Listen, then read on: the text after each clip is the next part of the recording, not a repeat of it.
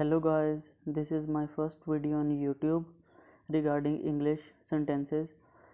These small sentences are really very helpful for you. Those people who want to speak English so they can easily speak English with the help of these sentences. These sentences are very small and useful. If you will use these sentences in your daily life, then you will learn English in very easy way. So today I will show you these sentences. So these are the sentences and these sentences are very useful for those who want to learn English, who want to start speaking English. So first sentence is please sit down. अगर कोई हमारे घर में आया है तो हमें उसको हिंदी में बोलना है कि आओ बैठिए, तो हम इंग्लिश में कैसे बोलेंगे? हम बोलेंगे please sit down. So second word है, अगर हमें हिंदी में बोलना है अपना स्थान ग्रहण कीजिए, तो हम इंग्लिश में बोलेंगे बी सीटेड प्लीज़. सो इससे क्या होगा? सामने वाला सोचेगा कि हाँ जी इसको इंग्लिश भी आती है, अच्छी इंग्लिश आती है. तो हम ये स्मॉल सेंटेंसेस को यूज़ करके इंग्लिश बोलना स्टार्ट कर सकते हैं. तो थर्ड सेंटेंस है, अगर हमने किसी से बुक मांग रही है कि हाँ जी अपनी बुक दीजिए मुझे, तो हम इंग्लिश में बोलेंगे योर बुक प्लीज़. क्या बोलेंगे? Your book please. कि हाँ जी मुझे आपकी बुक चाहिए, तो मुझे आपकी बुक दीजिए, अपनी बुक दीजिए, तो हम बोलेंगे your book please. So fourth sentence है कि हमारी बात सुनिए. Listen please. प्लीज़ पीछे ज़रूर लगाना है, क्योंकि इससे अच्छा इम्प्रेशन पड़ता है कि हाँ जी अगला प्यार से बोल रहा है कि हाँ जी सुनिए. Listen please. अगर हमने पांचवा देखें वर्ड, यह है पांचवा सेंटेंस. अगर हमने बोलना है हाँ जी ध्यान दीजिए, तो हम क्या बोलेंगे? Attend please. Attend please. And six sentences, अगर हमने किसी को थैंक्स बोलना है तो हम अकेला बोलते हैं थैंक्स, पर अगर आप बोलेंगे मैनी मैनी थैंक्स तो इससे अच्छा इंप्रेशन पड़ेगा. इसकी जगह हम बोल सकते हैं lot of thanks. Many many thanks, lot of thanks, इसमें से कोई भी बोल दीजिए.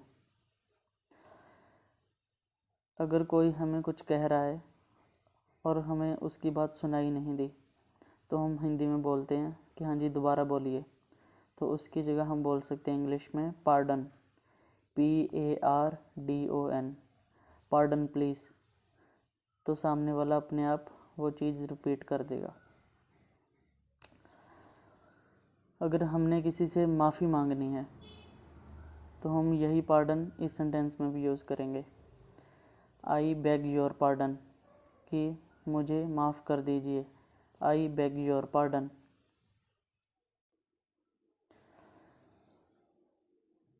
तो नाइन्थ सेंटेंस है please pardon me for not keeping my words. इसका मतलब है, अगर हिंदी में कुछ हमें किसी से बोलना है कि मैंने अपना प्रॉमिस पूरा नहीं किया, तो मुझे माफ़ कर दीजिए, तो इंग्लिश में बोलेंगे please pardon me for not keeping my words. यही पार्डन के बहुत सारे मतलब बनते हैं. पहला पार्डन का मतलब था कि रिपीट कर दीजिए. दूसरा था मुझे माफ़ कर दीजिए, ये भी माफ़ करने वाला है. Please pardon me for not keeping my words, कि मुझे अपना प्रॉमिस तोड़ने के लिए माफ़ कर दीजिए. एंड टेंथ है forgive me for being late. Late होने के लिए मुझे माफ़ कर दीजिए, लेट आने के लिए मुझे माफ़ कर दीजिए. Forgive me for being late. अगर हम कहीं पर लेट जा रहे हैं, क्लास में लेट आए, तो हम टीचर को बोलेंगे sir forgive me for being late. Tenth है, अगर हमने किसी को सीधा बोल दिया, कुछ भी लड़ाई झगड़े में कुछ भी बोल दिया जो हमें नहीं बोलना चाहिए था, तो हम बोलेंगे forgive me for my plain speaking. Forgive me for my plain speaking, कि मुझे साफ गोई के लिए माफ़ करें। forgive me for my plain speaking. And 12th sentence is forgive me for being outspoken. इसका मतलब है ज़्यादा बोलने के लिए, हद से ज़्यादा बोलने के लिए मुझे माफ़ कर दीजिए। forgive me for being outspoken, कि मैं अपने आप से बाहर बोल गया, मैंने हद से ज़्यादा बोल दिया। forgive me for being outspoken. So these are the small sentences which are very helpful for you